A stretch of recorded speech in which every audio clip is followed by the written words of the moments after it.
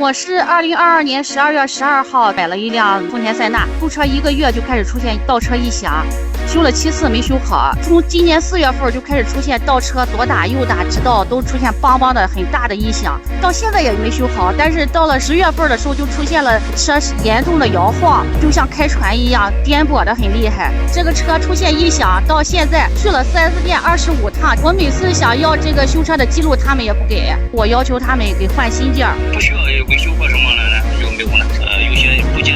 这种老化什么的都有可能导致这些间隙过大，或者出现一些这个声音。就是他说的晃还有减震的这些东西，我们认为是没有问题的。现在又说了方向盘的声音，方向盘的声音的话，明天他到那个店去定位的时候，我们再听一下，还是一起来听听，看看能不能听出来。